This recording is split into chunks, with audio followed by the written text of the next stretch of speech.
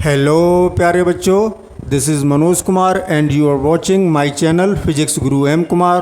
तो बच्चों, इस चैनल पर आपकी एनसीईआरटी बुक का क्लास 11th का कौन सा चैप्टर चल रहा है? Chapter number 4th। कौन सा चैप्टर बच्चों? शॉर्ट में लिखते हैं, चैप्टर नंबर 4th चल रहा है, जिसका नाम क्या है बच्चों? समतल में गति, मोशन इन अ प्लेन। समतल में गति।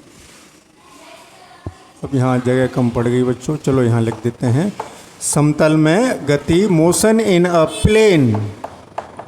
मोशन इन अ प्लेन, ये चैप्टर चल रहा है बच्चों। और इस चैप्टर का बच्चों आज क्या है? लेक्चर नंबर 3, तीसरा व्याख्यान है बच्चों आज। तो पिछले लेक्चर में बच्चों हमने सदिश का निरूपण करना सिखाया था कि किसी भी वेक्टर को, किसी भी सदिश को हम अपनी कॉपी पर या बोर्ड पर कैसे रिप्रेजेंट करेंगे। वो निरूपण आप सीख गए, तो थोड़ी सी बात बताएंगे, पहले रिवाइज करेंगे, फिर उसी सदिश के बारे में और भी जानकारियाँ बच्चों आज सीखेंगे, यानी सदिश संबंधी महत्वपूर्ण परिभाषाएं। तो आज का टॉपिक क्या होने जा रहा है बच्चों? ये आज का लेक्चर भी बड़ा इम्पोर्टेंट है। ध्यानपूर्वक मेरे एक एक शब्द को सुनेंगे आप और कॉपी पर नोट्स भी बनाएंगे। तो सदिश संबंधी महत्वपूर्ण परिभाषाएं, दैट इज डेफिनेशंस,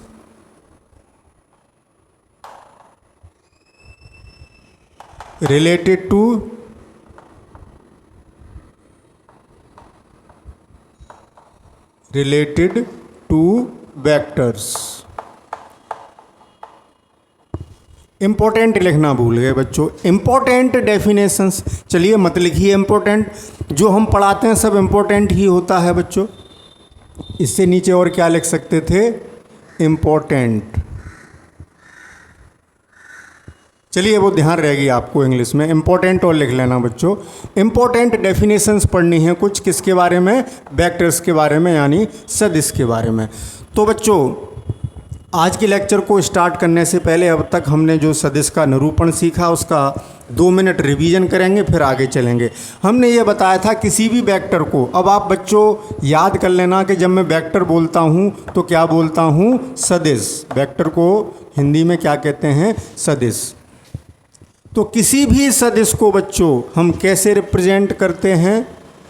किसी भी सदिश, किसी भी वेक्टर को कॉपी पर हमने बताया था एक बाण से, एक तीर से।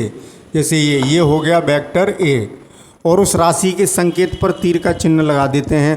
इस बाण की, इस तीर की, एरो की जो लंबाई है, यहाँ से लेके यहाँ तक जो लंबाई है, वो क्या बताती है बच्चों? परिमाण। परिमाण का मतलब उसका आंकिक मान। अब आंकिक मान, हम ये कहें कि आंकिक मान 2 है तो बात अधूरी रह जाएगी। तो परिमाण में आंकिक मान के साथ साथ और क्या आना चाहिए? मात्रक। कि 2 न्यूटन, कि 2 डायन, कि 2 मीटर, कि 2 सेंटीमीटर। ठीक है ना? तो आंकिक मान और मात्रक मिलके परिमाण बन जाते हैं, और परिमाण को बताता है वेक्टर की लेंथ। उस बाण की, उस तीर की लंबाई बताती है परिमाण। ठीक है ना बच्चों? यहाँ से यहाँ तक जो लंबाई है, और ये जो तीर है वो बताता है डायरेक्शन, यानी दिशा, यानी उस वेक्टर, उस सदिश की दिशा इधर है। ये बात हम सीख चुके हैं। तो अब इन वेक्टर से संबंधित कुछ परिभाषाएं, इंपॉर्टेंट डेफिनेशंस आज सीखनी है। तो टॉपिक को स्टार्ट करते हैं बच्चों। तो सबसे पहले हम सीखते हैं कि वेक्टर समान कब होंगे। वेक्टर समान कब होंगे, यानी हम पढ़ रहे हैं समान सदिश। हमारा जो पहला टॉपिक रहा समान सदिश। समान का मतलब equal, equal vectors. Equal vectors पढ़ेंगे पहले। इसे हटा दें बच्चों, अब इसकी तो कोई ज़रूरत है नहीं, ये तो आपके पास नोट है, मैंने समझा भी दिया है सब। ठीक है ना? तो यहाँ जगह बना लेते हैं। तो बच्चों, वेक्टर समान कब होंगे, प्रश्न ये है। तो ध्यान से समझना, बहुत अच्छी अच्छी बातें हैं। तो कोई भी दो वेक्टर, जैसे वेक्टर ए और वेक्टर बी हैं बच्चों हमारे पास, एक वेक्टर है ए और एक वेक्टर है बी, ये समान हैं या नहीं हैं ये देखना है। तो ये तब समान होंगे, यानी वेक्टर ए और वेक्टर बी समान होने का मतलब बराबर वेक्टर बी, ये कब होगा, जब दो बातें लागू होंगी, इनके परिमाण समान हो। नंबर एक, परिमाण समान होने चाहिए, यानी दोनों वेक्टरों की लंबाइयाँ समान होनी चाहिए बच्चों। परिमाण कौन बताता है, लंबाई। परिमाण समान होने चाहिए और एक ही दिशा होनी चाहिए, यानी दिशा भी समान होनी चाहिए। अगर इन दोनों बातों में से एक भी बात पूरी नहीं है, सत्य नहीं है, तो वो वेक्टर कभी भी बराबर नहीं हो सकते। दिशा कैसी होनी चाहिए, समान। अभी उदाहरण से मैं समझाऊंगा तो इससे परिभाषा बन जाएगी। तो उस समय दोनों वेक्टर कैसे हो जाएंगे, समान। जैसे देखो, एक वेक्टर है ए, एक वेक्टर है बी। तो यहाँ पर आप देखें दोनों बराबर लंबाई के खींचे हैं, इसकी लंबाई और इसकी लंबाई बराबर है, यानी परिमाण समान हो गया। दिशा भी एक ही है, ये पूरब की ओर है, ये भी पूरब की ओर है। पूरब की ओर है ना, हमने ये बताया था दिशाओं के बारे में पिछले लेक्चर में। इधर पूरब होता है, इधर पश्चिम होता है।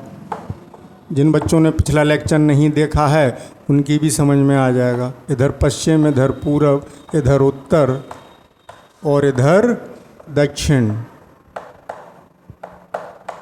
यही तो था।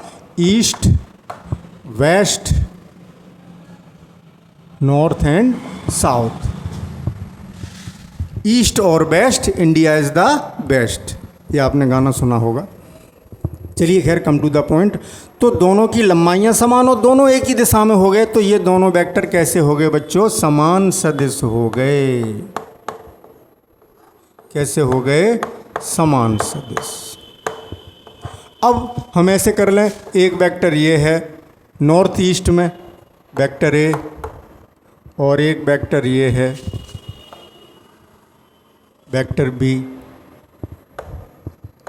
ये भी कैसे हो गए समान, दोनों की लंबाइयाँ समान और दिशा भी एक ही है, तो ये भी हो गए समान। समान सदिश हो गए, समझ रहे हैं ना। अब ऐसे समझें, एक वेक्टर ये है ए और एक वेक्टर ये है बी। तो यहाँ दिशा तो समान है बच्चों, लेकिन परिमाण समान नहीं है, तो ये समान नहीं हुए, समान सदिश नहीं हैं। कैसे हो गए, असमान सदिश, समान नहीं रहे।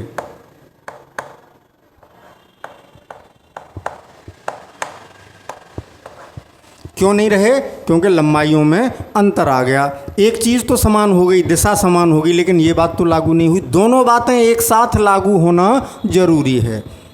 अब हम दोनों बराबर लंबाई के ले लेते हैं। एक हमने ये लिया और एक ये ले लिया, इतना ही लंबा बी। दोनों की लंबाइयाँ समान हैं, दोनों की लंबाइयाँ समान हैं, लेकिन दिशाएं अलग अलग हो गई। ये इस दिशा में, ये इस दिशा में, कोण बन गया। तो ये भी कैसे हो गए, असमान सदिश।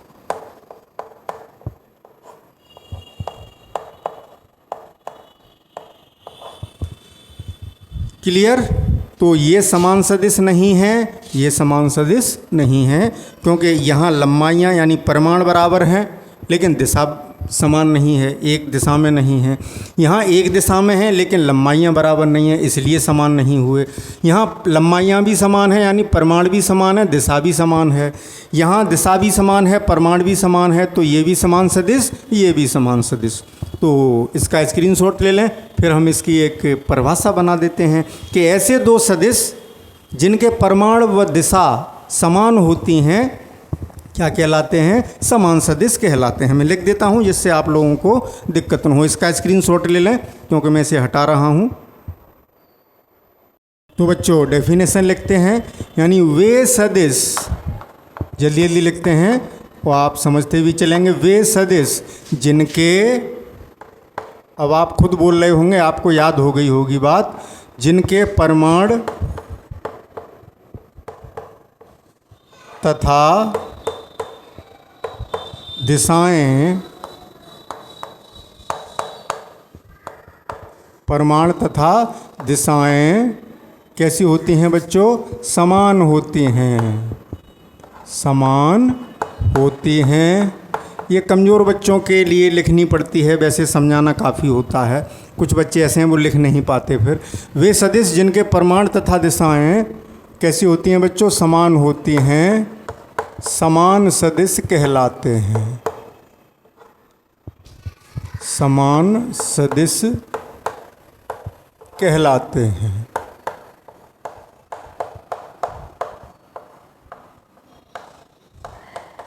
ठीक है ना बच्चों? तो अभी हमने दो वेक्टर को, अब आप ये मत सोचना कि दो ही वेक्टर समान हो सकते हैं। मैंने ए और बी का उदाहरण दिया था। वेक्टर कितने भी हो सकते हैं, 3, 4, 5, 6, 7, 8, 9, 10 जितने भी हों। जैसे एग्जाम्पल के लिए एक वेक्टर ए, एक वेक्टर बी, एक वेक्टर सी, ये सब की लंबाइयाँ समान रखी हैं बच्चों। मैंने पैमाने से नाप के देखोगे सब बराबर हैं। एक वेक्टर ये, इसकी लंबाई भी इतनी है, लेकिन ये इस दिशा में है। ये है वेक्टर डी। तो बच्चों यहाँ देखो, इसकी दिशा, इसकी दिशा, इसकी दिशा समान है, लेकिन ये उल्टी दिशा में हो गया। या ऐसे कहते हैं ये इसकी दिशा भी अलग हो गई, ये सीधा सीधा हो गया।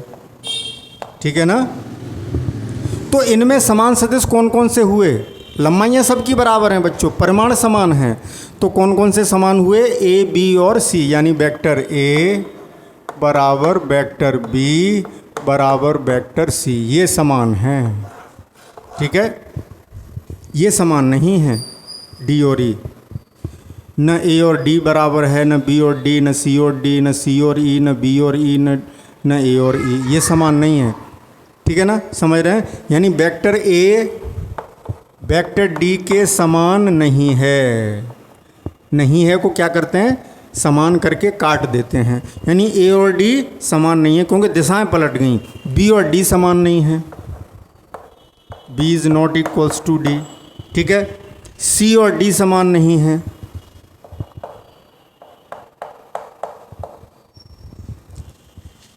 सी और डी समान नहीं है। ऐसे ही समझ गए ना? बी और डी समान नहीं, सी और डी समान नहीं, डी और ई समान नहीं। तो बात क्लियर हो गई होगी आपको। डी और ई भी समान नहीं है,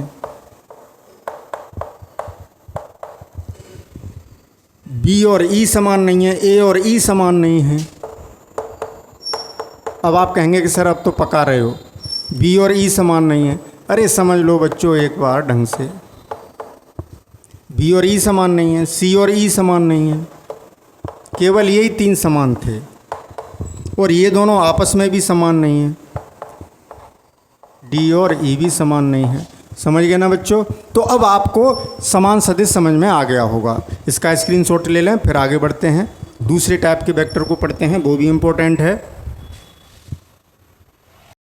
तो बच्चों अब सीखते हैं विपरीत सदिश क्या होते हैं। विपरीत सदिश, विपरीत यानी उल्टा। ठीक है ना? तो विपरीत सदिश का क्या मतलब है? दो वेक्टर यानी दो सदिश कब विपरीत होंगे, तो पहले लिख लें बात, जिससे फिर आसानी होगी। ऐसे दो सदिश, ऐसे दो सदिश जिनके परिमाण समान होते हैं, यहाँ भी परिमाण समान हो गया, जिनके क्या होते हैं बच्चों? परिमाण कैसे होते हैं? जिनके परिमाण समान होते हैं, जिनके परिमाण समान, ऐसे कह सकते हैं जिनके परिमाण समान होते हैं,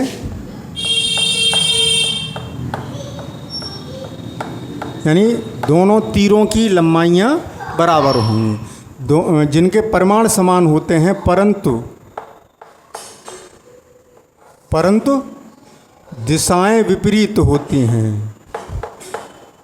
विपरीत, दिशाएं उल्टी होंगी यहाँ केवल, परंतु दिशाएं विपरीत होती हैं। विपरीत होती हैं क्या कहलाते हैं? विपरीत, विपरीत सदिश कहलाते हैं।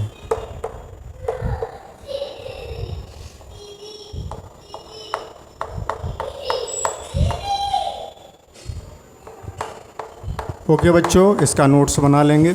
इसका मतलब क्या हुआ कि जैसे बच्चों एक वेक्टर ये था, वेक्टर ए, और एक वेक्टर ये, तो इसकी लंबाई बराबर है, यानी परिमाण समान है, लेकिन दिशाएं अलग अलग नहीं हैं। अलग अलग हैं, लेकिन अलग अलग का मतलब ये भी नहीं कि एक ऐसी, विपरीत, बिल्कुल उल्टी। बिल्कुल उल्टी होने का मतलब 180 अंश, एक इधर है तो एक इधर है, यही तो दिशा विपरीत हुई। एक इधर है तो एक इधर है, एक इधर है तो एक इधर है, ये दिशाएं उल्टी हुई। समांतर भी होंगे, लेकिन समांतर होना भी जरूरी है। इस रेखा के समांतर है ये, तभी तो दिशाएं उल्टी होंगी।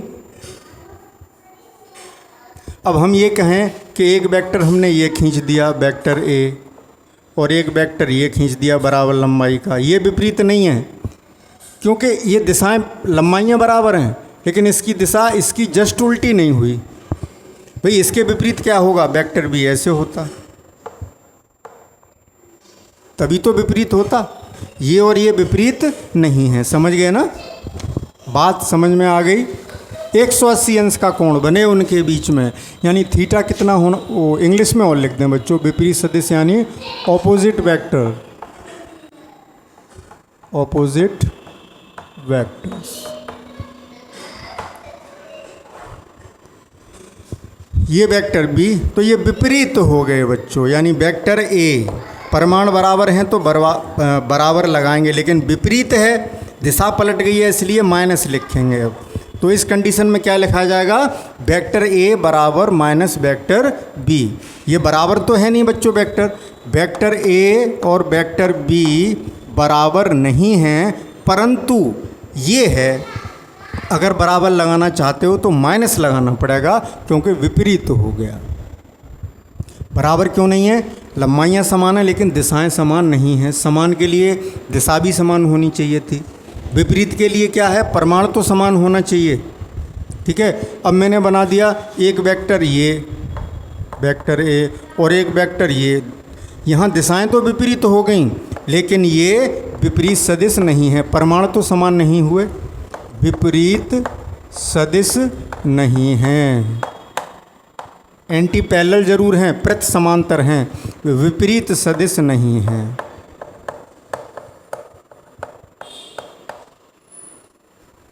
क्योंकि परिभाषा में क्या है? परिमाण समान होने चाहिए, दिशा उल्टी होनी चाहिए बच्चों। तो अब अगर आपसे कोई ये कहे बच्चों कि हमारे पास ये एक वेक्टर है, वेक्टर ए, और हमने एक वेक्टर इसी के विपरीत दिशा में खींच दिया उसी के बराबर, तो बच्चों दिशा पलटते ही ये वेक्टर हो जाएगा माइनस वेक्टर ए, ऐसे भी समझ सकते हो। ये चीज़ बहुत काम आनी है बच्चों।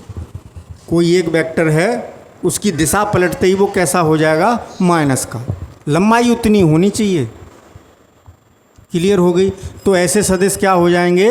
विपरीत सदिश हो जाएंगे बच्चों। सर्किल अच्छा नहीं बना ना, सुंदर सा।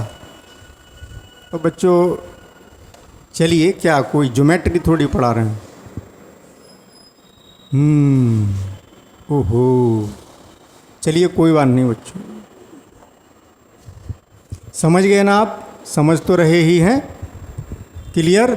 ये विपरीत सदिश, ये विपरीत सदिश, लेकिन ये विपरीत सदिश नहीं है। क्यों नहीं है? समझ गए? एक बात लागू हुई, दोनों बातें लागू होनी चाहिए। भाई दिशाएं विपरीत हो गई, लेकिन परिमाण समान नहीं हुए। ओके बच्चों, ये पॉइंट ध्यान रखना, बहुत काम आएगा आगे। इसका भी स्क्रीनशॉट ले लें, फिर आगे चलेंगे। जल्दी जल्दी मन लगा के पढ़ते चलिए। अब बच्चों आगे चलते हैं, शून्य सदिश को समझते हैं। ठीक है ना? इंग्लिश में कहते हैं इसको null vector, NULL, null vector.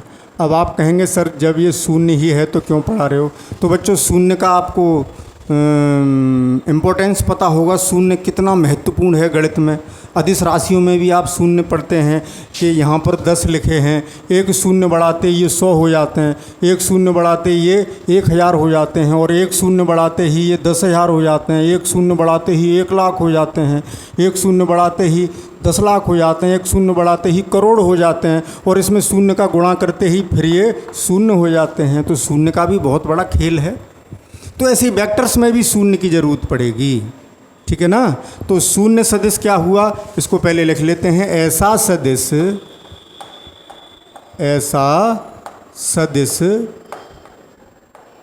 जिसका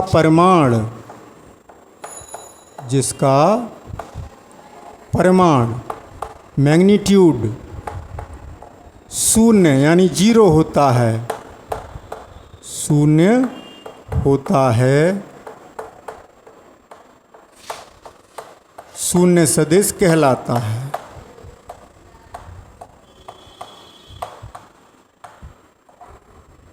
शून्य सदिश कहलाता है। शून्य है, जब परिमाण शून्य है तो आप जब तीर बनाएंगे तो उसकी लंबाई शून्य होनी चाहिए, यानी उसका वेक्टर आप दिखा नहीं पाएंगे। 10 न्यूटन का बल होता, आप रेखा खींच लेते। 0 न्यूटन का बल लग रहा है तो उस परिमाण को लंबाई से नहीं दिखा पाओगे। फिर क्यों पढ़ रहे हैं, जब हम बना ही नहीं पाएंगे वेक्टर तो पढ़ क्यों रहे हैं, आप ये सोच सकते हो।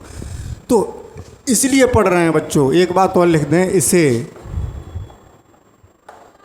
0 लिख के ऊपर क्या कर देते हैं, वेक्टर का चिन्ह लगा देते हैं। इसे 0 वेक्टर ऐसे शून्य सदिश से प्रदर्शित करते हैं, ऐसे दिखाओगे।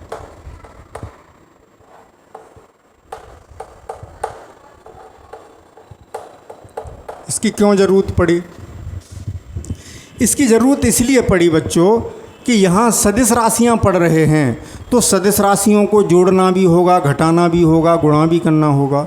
तो एक बात ध्यान रखें, अब मैं ये समझाने जा रहा हूँ कि इसको हम पढ़ क्यों रहे हैं बच्चों। जब शून्य है तो इसका प्रारंभिक यानी प्रारंभिक बिंदु और अंतिम बिंदु एक ही जगह होगा, संपाती होंगे, क्योंकि लाइन खिंचेगी नहीं, ठीक है ना।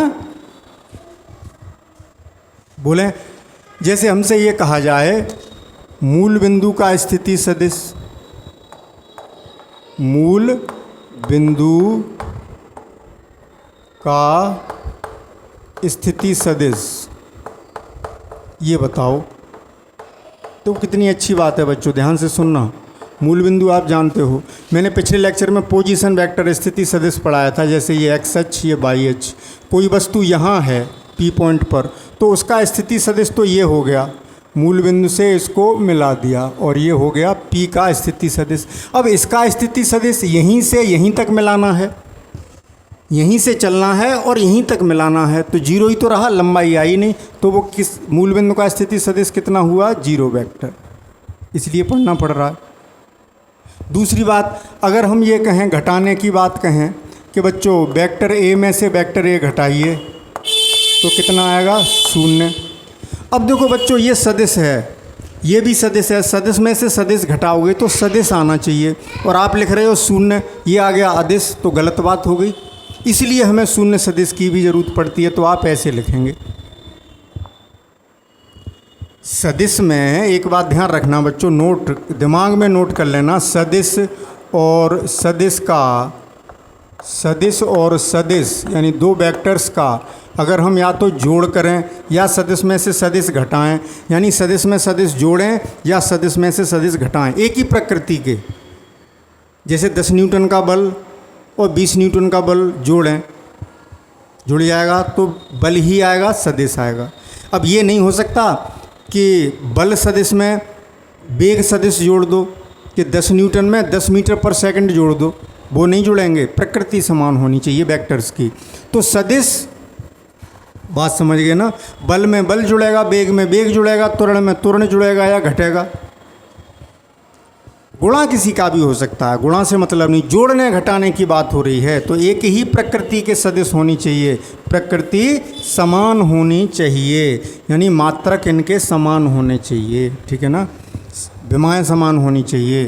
तो सदिश को जोड़ें या घटाएं तो हमें जो योगफल या अंतर मिलेगा वो भी सदिश राशि होना चाहिए। इसलिए जीरो पर हमें वेक्टर लगाना पड़ा, इसीलिए हमें शून्य सदिश की अवधारणा कॉन्सेप्ट को समझना पड़ा। क्लियर हो गई बात। अब बच्चों अदिश का सदिश में गुणा करें, चलो मैं लिख देता हूँ आगे काम आएगी। किसी अदिश का सदिश में गुणा करें तब भी क्या आता है, सदिश आता है। ठीक, ये दो बातें ध्यान हुई। अब सदिश और सदिश का गुणा करें,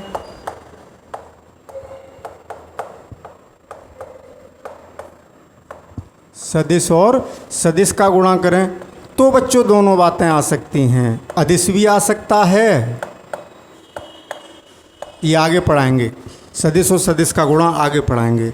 अदिश भी आ सकता है और सदिश, ये दोनों आ सकता है।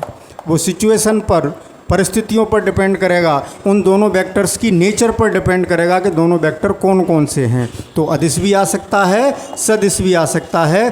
तो अदिश आएगा तो अदिश गुणन हो जाएगा, सदिश आएगा तो सदिश गुणन हो जाएगा, जिसको हम बाद में पढ़ेंगे। पहले वेक्टर को जोड़ना सीखेंगे, फिर घटाना सीखेंगे, फिर गुणा करना सीखेंगे। तो बच्चों अब अदिश और सदिश का गुणा करते हैं तो सदिश ही आना है। तो अगर हमें कभी ज़रूरत पड़ जाए, लेकिन आएगा सदिश ही।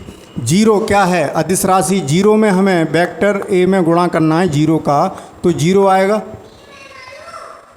जीरो का गुणा करें चाहे किसी अदिश में या सदिश में तो यह जीरो आएगा। लेकिन सदिश में कर रहे हैं तो सदिश राशि आना चाहिए, लेकिन जीरो अदिश राशि हो गई, इसीलिए इसको हमें सदिश बनाना पड़ रहा है बच्चों।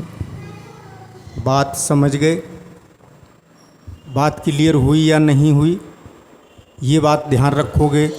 छोटी छोटी परंतु मोटी बातें हैं, इनको आप गांठ बांध लेंगे, ठीक है? ये भी बात आपको ध्यान रखनी है बच्चों। ओके?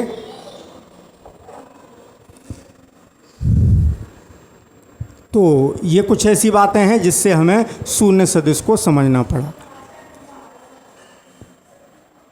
एक बात बच्चों बताने से रह गई, चलो वो बाद में बता देंगे। अब अगले वेक्टर को पढ़ते हैं, वो भी बहुत इंपॉर्टेंट है, इसका जल्दी से स्क्रीनशॉट ले लें। हाँ तो बच्चों अब आगे चलते हैं। एकांक सदिश यानी यूनिट वेक्टर, एकांक यानी यूनिट वेक्टर, इसका एक और नाम है बच्चों, यूनिट वेक्टर कह लो, इकाई सदिश कह लो, इकाई सदिश। इसको बच्चों ध्यान से समझना, क्योंकि इसका बहुत बड़ा खेल है। अगर आपको वेक्टर एनालिसिस पढ़नी है, सदिश विश्लेषण समझना है, वेक्टर्स को समझना है, सदिशों को समझना है, तो इसके बिना कुछ काम नहीं चलना। मोस्ट इम्पोर्टेंट बात, गांठ बांध के मन लगा के सब चीज़ें, टीवी वीवी बंद कर दीजिए, गाने वाने बंद कर दीजिए, सिर्फ मेरे एक एक शब्द पर ध्यान दीजिए। ये समझ गए तो वेक्टर सीख जाओगे। तो क्या है एकांक सदिश, यूनिट वेक्टर यानी इकाई सदिश। इसको समझते हैं, पहले डेफिनेशन लिख दें। ऐसा सदिश, बहुत सिंपल बात है, ऐसा सदिश जिसका परिमाण, ऐसा सदिश जिसका, अब राइटिंग मत देखो बच्चों, जल्दी जल्दी करते हैं, जिसका परिमाण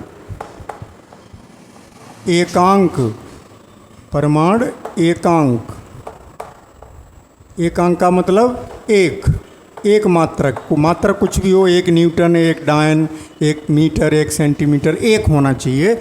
ऐसा सदिश जिसका परिमाण एकांक यानी एक मात्रक हो,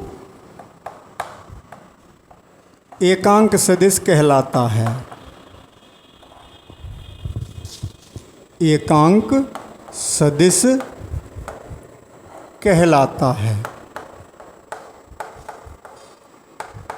ये इसकी डेफिनेशन होगी बच्चों, यूनिट वेक्टर कहलाता है। अब बच्चों,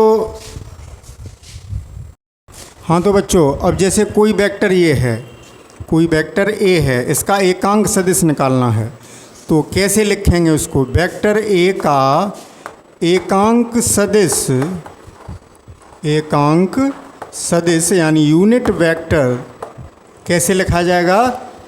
भाई ये भी वेक्टर है, लेकिन इसका प्रमाण एक नहीं है, ज़्यादा है। हमें इस वेक्टर का एकांक या इकाई सदिश निकालना है, तो एकांक सदिश ए कैप से लिखा जाता है।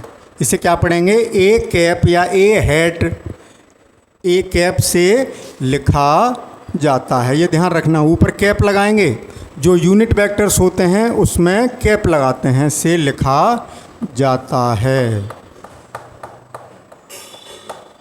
अब कैसे निकालेंगे किसी वेक्टर का? तो देखो बच्चों, यहाँ ध्यान से समझें। हमने किसी भी वेक्टर को यानी सदिश को, वेक्टर यानी सदिश को क्या बताया था? उसमें क्या क्या होता है? परिमाण और दिशा, परिमाण और दिशा होती है। परिमाण और दिशा मिलके क्या बना देते हैं? सदिश राशि। अब हम वेक्टर ए की बात करें, वेक्टर ए बराबर कितना हो जाएगा? परिमाण ए, वेक्टर नहीं लगा रहे तो वो क्या है? परिमाण है। ठीक है। और दिशा कौन बताएगा? जो ए कैप है वो दिशा का काम करता है, इनटू ए कैप। तो वेक्टर ए बराबर इतना हुआ। ए क्या है बच्चों? इसको ऐसे भी लिख सकते हैं परिमाण को, या ऐसे भी लिख सकते हैं। अगर वेक्टर लगा दिया है तो मोड लगाओगे, मोड ए कैप, ऐसे।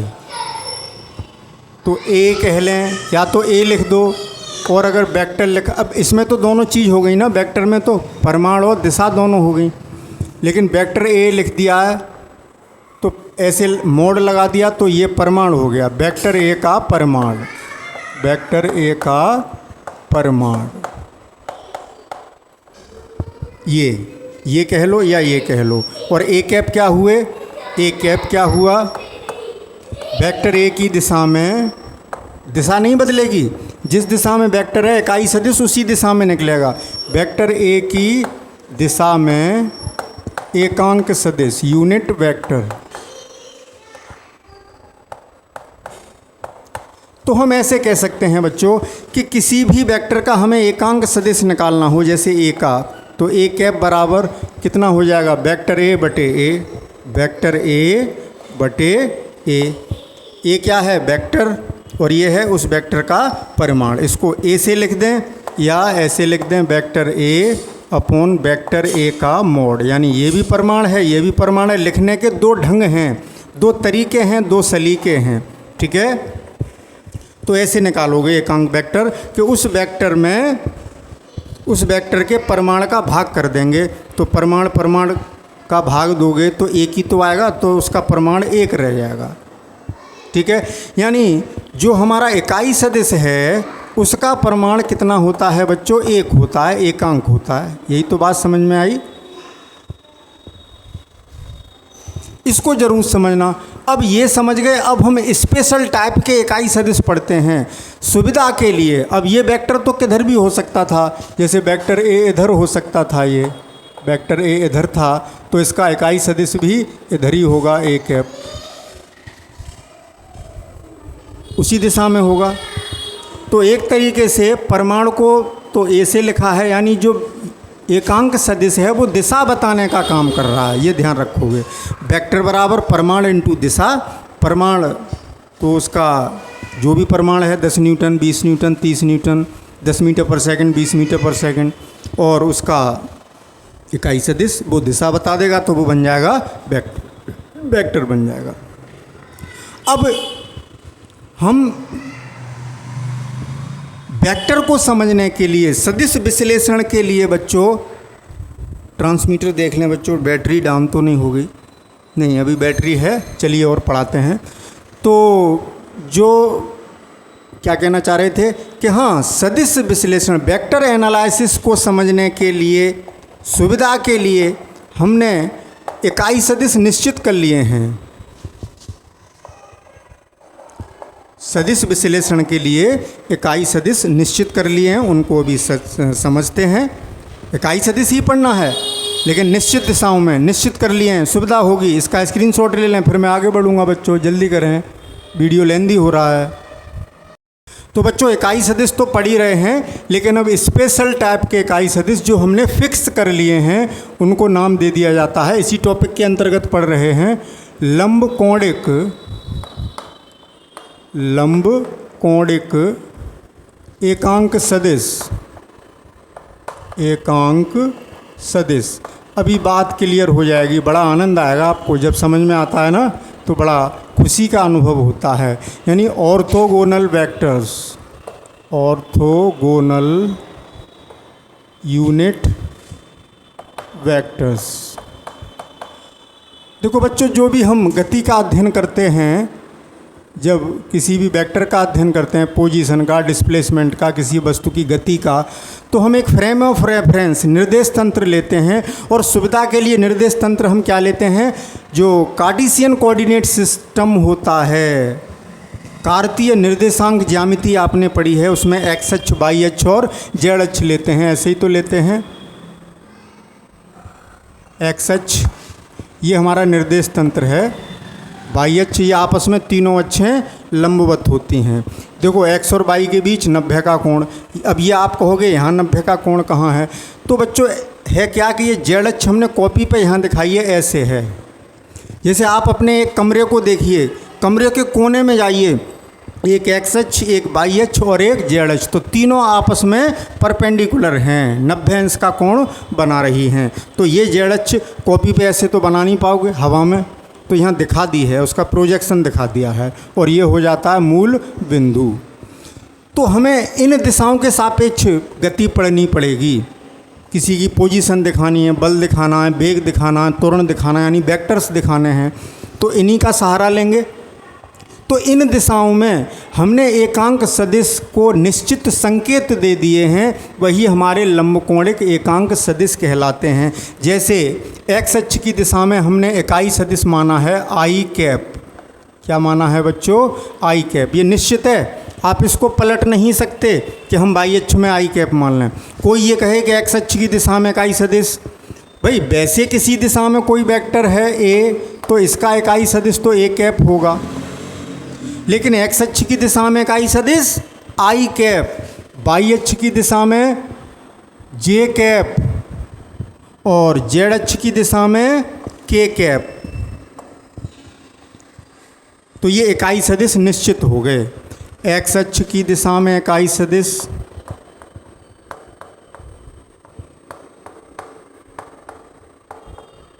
दिशा में इकाई सदिश। अगर हम एक्स अक्ष की बात करेंगे तो आपके दिमाग में क्या आ जाना चाहिए बच्चों? आई कैप। ऐसे ही वाई अक्ष की दिशा में ऐसे लिख लेना बराबर जे कैप, और जेड अक्ष की दिशा में क्या हो जाएगा? के कैप। ये निश्चित हो गए। अब अगर हमसे कोई कहे अब वेक्टर कैसे निकालते हैं इससे, यानी ये इकाई सदिश हैं बच्चों, तो इनका परिमाण जो होगा, आई कैप का परिमाण, जे कैप का परिमाण, के कैप का परिमाण कितना होगा? एकांक। अभी परिभाषा लिखी थी कि इकाई सदिशों का परिमाण निश्चित होता है। अब इससे हमें बहुत सुविधा मिलेगी बच्चों। अगर हम ये कहें कि किसी वस्तु पर 10 न्यूटन का बल लग रहा है, और किस दिशा में? एक्स अक्ष की दिशा में, एक्स अक्ष की ओर। एक बात और बता दें बच्चों, इधर एक्स अक्ष की दिशा में आई कैप है, अब कोई इधर पूछे तो माइनस आई कैप हो जाएगा। ध्यान रखना, ध्यान रखेंगे। एक्स अक्ष के विपरीत दिशा में पूछेगा, यहाँ लिख लेना आप, इतनी बात तो लिख ही लोगे।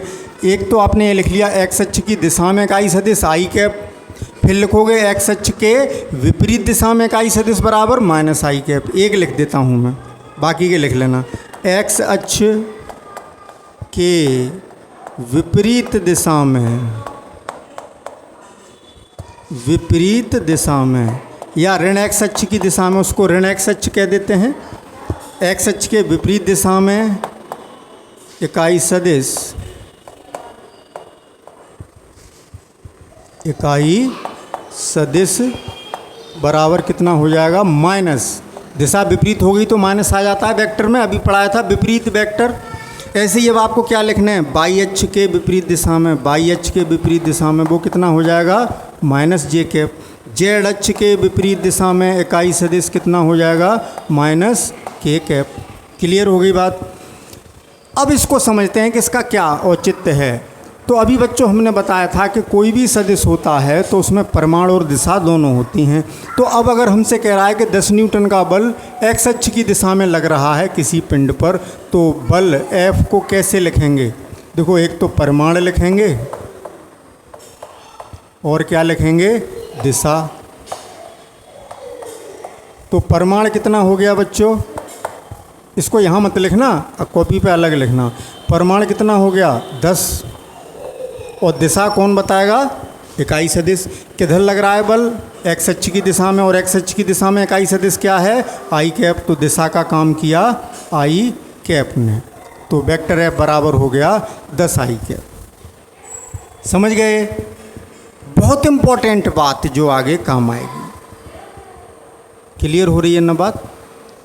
अब हम ये कहें कि 20 न्यूटन का, ये तो पहली बात बताई कि किसी बॉडी पर, जैसे ये बॉडी है, इस पर ये बाई अक्ष की दिशा हो गई बच्चों, 20 न्यूटन का बल लग रहा है, किधर, बाई अक्ष की ओर। तो बल F कितना हो जाएगा, उसका परिमाण यानी 20, और दिशा किससे पता लगेगी, बाई अक्ष से। और बाई अक्ष के अनुदिश इकाई सदिश कितना है, जे कैप। दिशा को कौन बताता है, इकाई सदिश, और इकाई सदिश कितना है, जे कैप। तो 20 जे कैप लिखते हैं। बात क्लियर हो गई, इकाई सदिश समझ गए बच्चों? तो आज के लेक्चर में मैं और भी पढ़ाना चाह रहा था, लेकिन लेक्चर बहुत लेंदी हो गया है बच्चों, इसलिए परेशान न हो। कल हम सीखेंगे, इसका बहुत ध्यानपूर्वक मन लगा के नोट्स बनाना और इसका रिवीजन करना। समझ में ना आए तो वीडियो को 1-2 बार और देखना उसको, ठीक है ना, जिससे कि कॉन्सेप्ट क्लियर हो जाए। अब कल हम सीखेंगे बच्चों सदिशों को जोड़ते कैसे हैं। कल के लेक्चर में जोड़ना सीखते हैं, ठीक है। तो मिलते हैं कल नए टॉपिक के साथ। तब तक के लिए बच्चों goodbye, thank you for watching and best of luck.